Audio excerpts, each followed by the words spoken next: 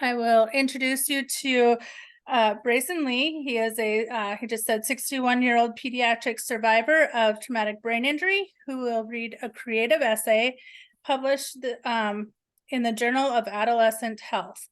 In this piece, he imagines going back in time and meeting his teenage self on the date of his release from the hospital. What would he say to prepare himself for the decades to come? In answering this question, he hopes to offer his fellow survivors, their parents or caregivers, a reason to believe in a future. He will devote the remaining time to answer any follow-up questions survivors, families, and professionals may have. So here is Brayson. Hi, thank you for inviting me to the webinar. I'm Brayson Lee, and I'm going to read my essay. So if you can kind of bear with me a little bit, that'd be great. I lived my entire adult life under the shadow of a severe traumatic brain injury.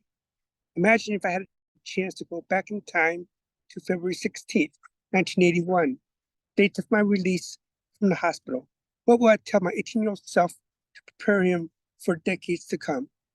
I would tell him not to be afraid of what he will encounter. It is okay to feel loss and grief as he discovers the outside world. It is okay to feel like an alien in a place that seems both strange and familiar. It's okay to sit in a room by himself so that he could better manage his thoughts. Recovery is a long road. It's like a long road with many turns, valleys, and potholes. It will be hard to navigate. I would tell him not to be too hard on himself.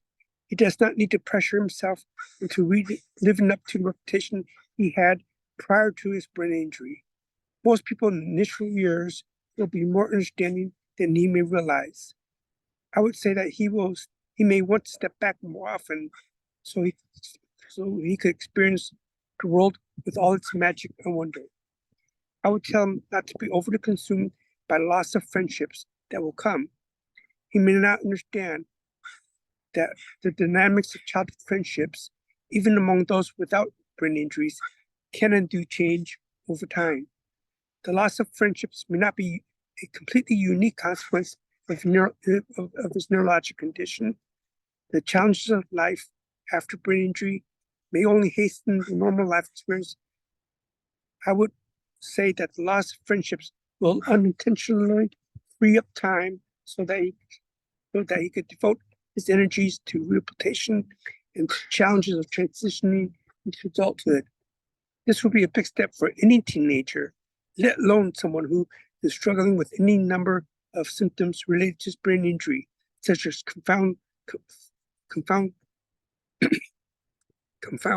confusion, and slurred speech. I would tell him not to dwell too much on the fact that he's no longer the person he used to be. Although we can all expect some changes in how we might see ourselves over time, I would say that changes brought on after a brain injury may be especially distressing because the changes will be swift. One such change will be with memory. People will start reminiscing about events he may not remember, and he will not be able to understand or ask the question why. The feeling of loss is part of the normal grieving process. I would say that he will experience denial, anger, and depression before reaching acceptance. It is okay to move back and forth between these emotions, such as from denial to anger and back to denial. There is no set course or time frame. No one should rush him into accepting the realities of brain injury before he's ready to accept them on his own terms. It might be hard for him to see this now, but some difficulties can improve with time and effort.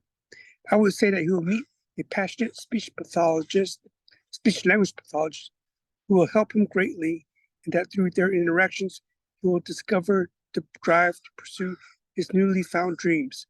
His determination will rise from a truly genuine exchange of warmth and care between a therapist and patient, the kind that will carry him through every struggle long after therapy has ended. The ability to find inspiration and purpose again will be essential to thriving beyond the problems associated with brain injury. I would say that his determination to realize these dreams will enable him to complete a bachelor's degree within 7 years and a graduate degree within another 3 years. He will establish a 30-year professional career as a social worker and research scientist. I would tell him not to be discouraged by the stares of disgust or disapproval by some of his fellow classmates. At times, he will encounter the same stresses.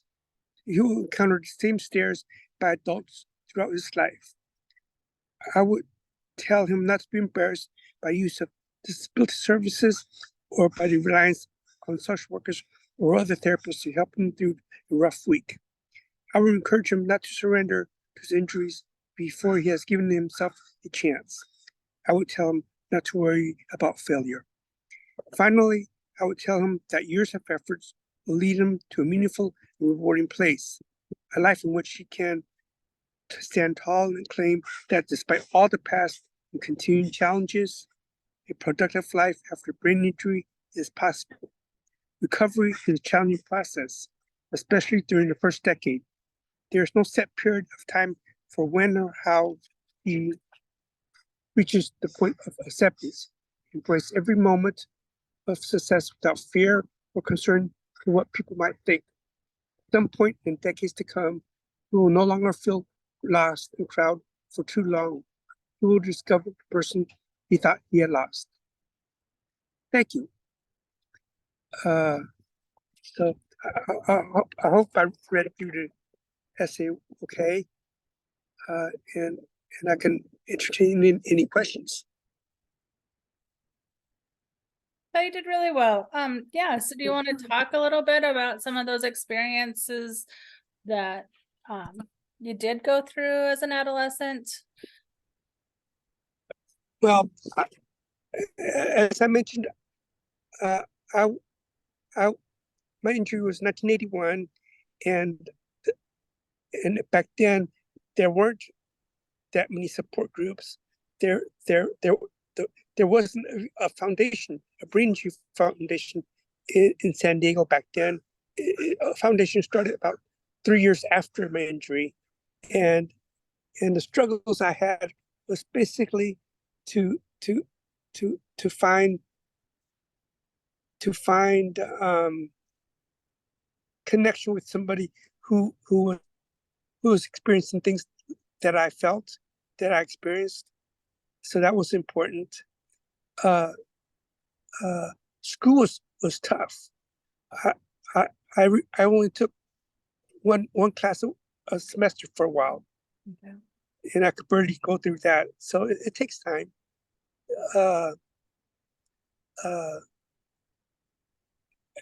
There was moments where I felt alone, even within crowds of people, and I struggled every day with homework assignments, even though it was only one class. No, yeah.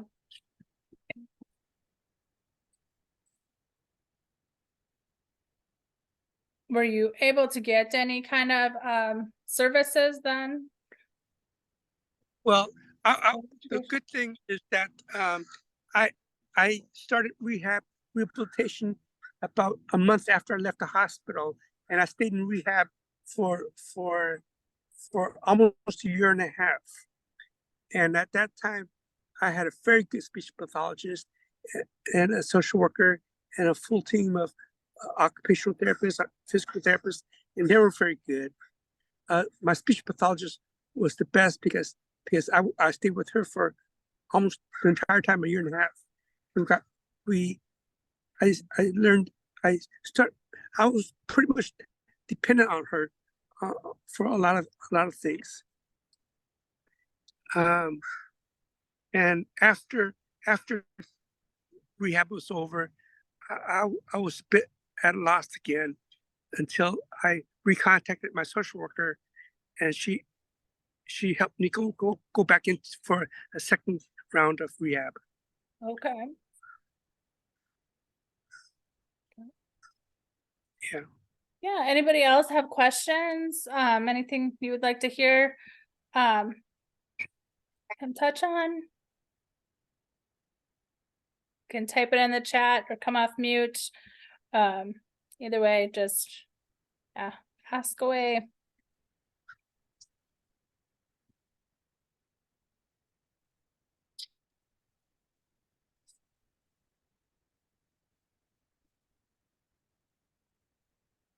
So what about, now, is it some of those feelings of like loneliness and like go away, or there's still some of that once in a while, or is it all, Most of it has gone away. okay. I don't feel the loneliness that I felt back then, Mhm. but I do feel sometimes a distinction between me and someone else. Okay. Uh, uh, but I've learned through school that I can perform in certain areas. That's something that's unique. Is that in early stages, my neuropsychological testings really showed that I was performing at a second grade level person, and I didn't know that back then. I only looked at it through my old records, but continuing school, you end up developing your brain and your skill sets so that you can do some things productively and in some cases perform very well. And that's one thing that the people who didn't know me as having a brain injury person, they wouldn't have suspected it. Okay. So in some areas of my life, I'm performing just as well as someone without a brain injury, but there's a lot of areas that I may not be performing as well in, such as my speech. I still have problems with speech. My writing communications is a lot better. Okay.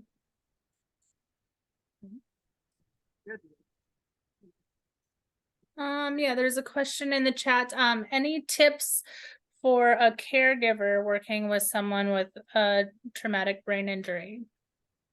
Okay. Yeah. I'm borrowing the tip from my speech therapist. I remember in the first few months of therapy, I had a lot of people make comments to me that stuck to me, saying that I was spaced out, and I was kind of depressed by that. I was worried about that, and I really didn't know what they were meaning. So I asked my speech therapist, "Am I spaced out?" And and and she had a really nice comment that helped me feel okay, and that was, "No, you're not spaced out. You're just tuning out sometimes." I said, "Oh, okay." So, and I went on from there. What my speech therapist did a lot was she let me progress on my own speed and on my own time, and she helped me feel that I was okay. And she said a lot of things that gave me hope that there was a future to look forward to. And none of my therapists that I've had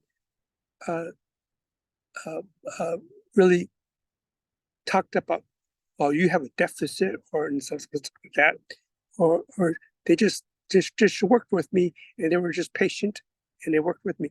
When I went back, I went back to work, part-time work at a department store that I worked in for about 3 years before my injury. I was a high school student, and I was an intern there. So the people there got to know me, and I wanted to go back to work desperately because I wanted to feel that everything was back to normal when everything wasn't back to normal yet.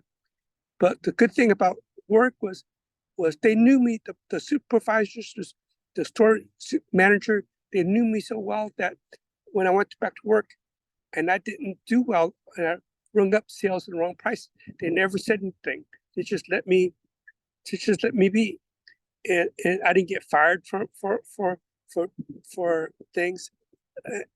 But what I did that they liked was, well, I didn't, was that I kept my department clean by mopping everything, wiping things down, and when I did sell products, I sold service contracts, and they liked that a lot. But so they were very accepting of me, and they were willing to work around the difficulties I had, and that's the thing that I would suggest. That would be a tip that I would have for caregivers, is to be accepting, let the person know that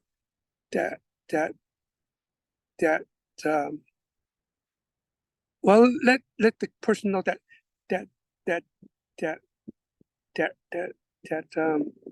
what was I thinking? Make them feel comfortable with where they're at. That's what I meant to say.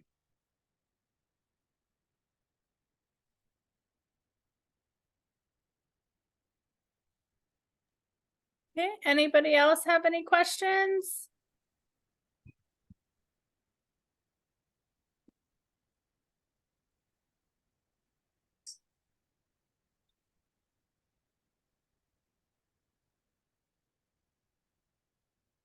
Any thoughts you'd like to share with Brayson? Anything?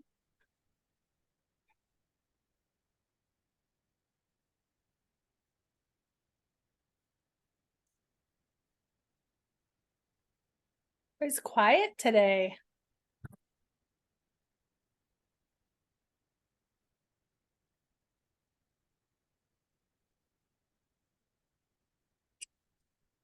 Anything else you'd like to tell us? Oh, one of the things that I want to say is that you know, I struggled with school for about well, I struggled through school throughout the time, but the first 4 or 5 years were tough. But once I was able to get into the upper division courses, I found a niche, and that was my writing. I did pretty good in writing, and from there I was able to excel and feel more confident once I found a niche. So it's important for the survivor, I believe, for them to find an area that they're good at, and they can focus on that and excel. And sometimes what you're good at tends to, over time, after decades, tends to overshadow what you're not so good at.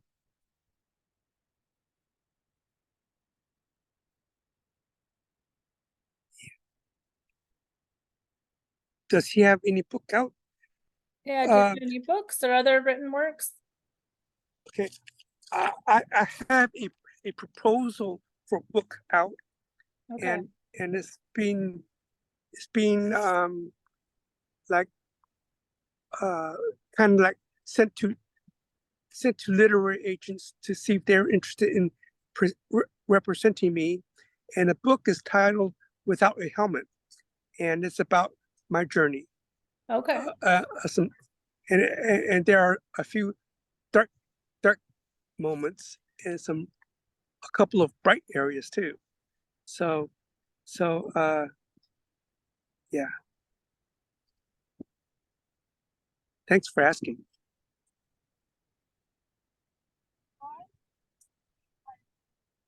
So something to look for, huh? Yeah. Hopefully in a year, or maybe two. Writing this essay, actually, I had a thought of helping young survivors about 2 years ago. I just didn't know how to communicate what I learned in a short way to survivors. And I thought about it for 2 years before I realized I could write a message to myself, and by writing to myself as if if my younger self was there, I could help uh, uh, young survivors and their caregivers and parents.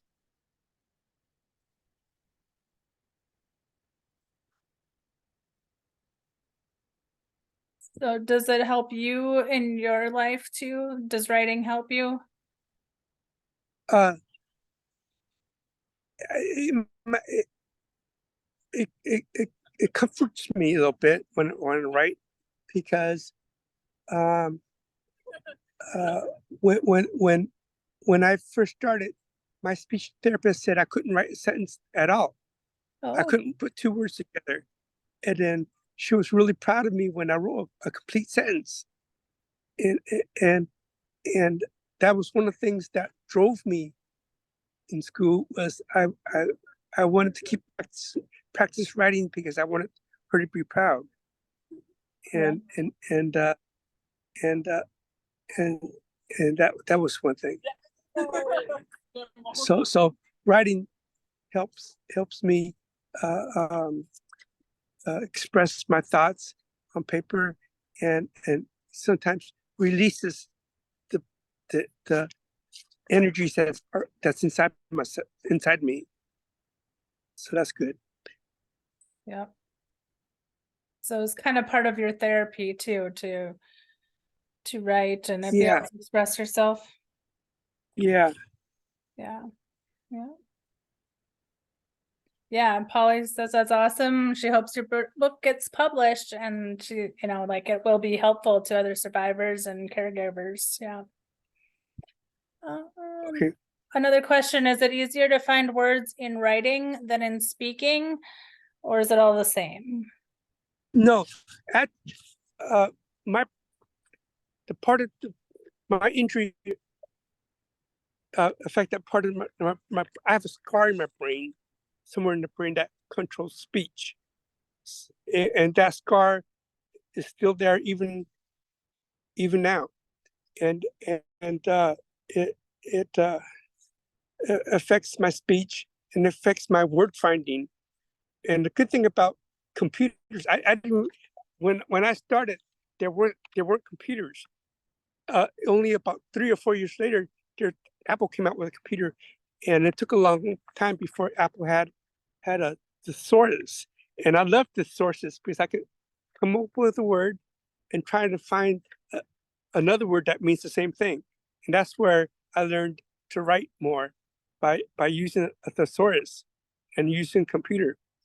But but but but yeah, I when I'm right by myself, I can think of words a lot faster.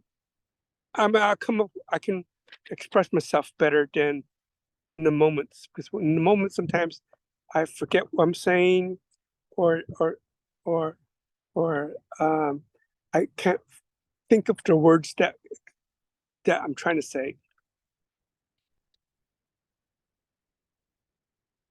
They said I had aphasia Yeah. a long time ago, and there's a couple of other terms that they used. Yeah, but yeah, I'm good in writing. The thing about writing is that you can't tell through my writing how much time I spent on writing paper, and then a lot of times by practicing a skill in writing for decades, I ended up writing pretty well, where you can't tell that I'm a brain injured person. Okay.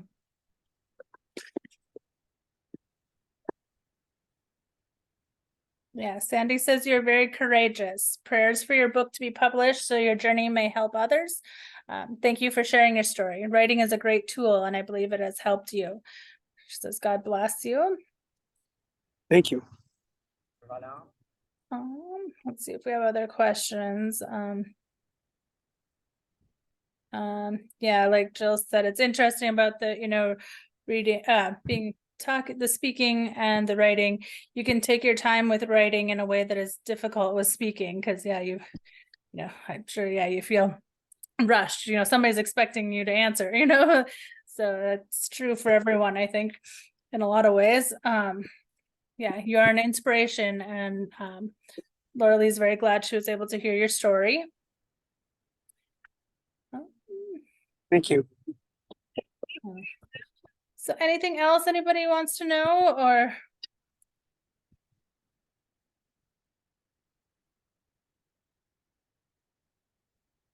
Think we can wrap up. Anything else, Brayson?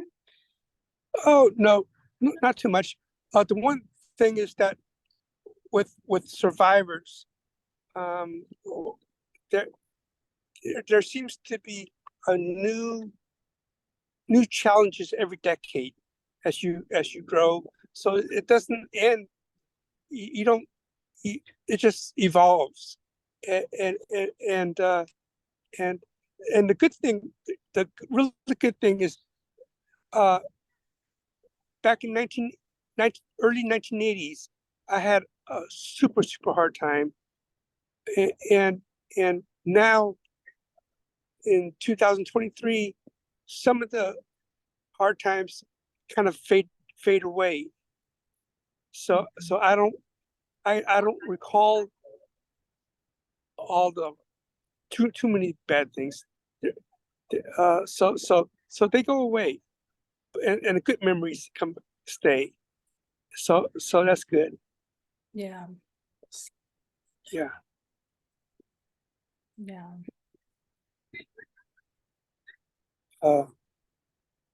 What is the biggest challenge today? Well, the biggest challenge is, okay, I sometimes I can't sit down and write out my thoughts on every situation. There are times when I have to talk to people, and some people kind of like toss out my opinion for whatever reason, and that kind of hurts sometimes. But I think everybody experiences that to some degree. For example, if you're just a parent and you talk with a high level administrator and you have a concern about something, and the administrator can just write you off. So that happens a lot, but when it happens with me, it kind of hurts sometimes. I have a lot of friends, but they're not the kind of friends that I used to have when I was younger. It might be a little different. I wish I could walk up sometimes and start talking to people like I've known them for decades, and sometimes it's hard to do that. So yeah, I have little difficulties here and there, but nothing too hard.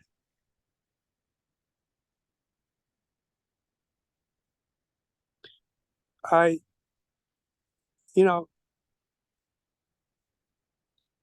I do want to thank all, when you're talking about brain injury rehabilitation, and you talk about the first year of rehab and what happens when you go to school, the first couple of years of teachers is helping you out, or you get disability student services. But when you talk about a lifetime where you will have challenges and things to encounter. I forgot what I was talking about, but it's something about how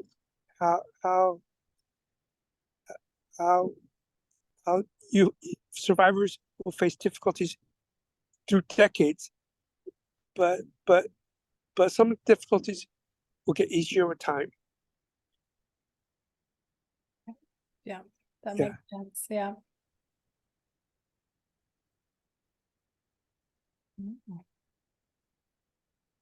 All right. Well, we thank you for your time today and for speaking with us and sharing your story and inspiring everyone. So, Thank you very much. Yeah, the recording will be online. What's that? Oh, I have a website, okay. www.braysonlee at bracely.com. They could always email me with questions if they have any questions in the future. Okay, perfect. Yeah, threw that in the chat, and the memoirs in the chat too, or your I'm sorry, your essay is in the chat also, so you can pull that out, and yeah, we will Okay. thank you so much for joining us today. And the recording Thank should you. be up on the website by Friday at the latest. Okay. All right. Thank you Thank very much. you. Bye-bye.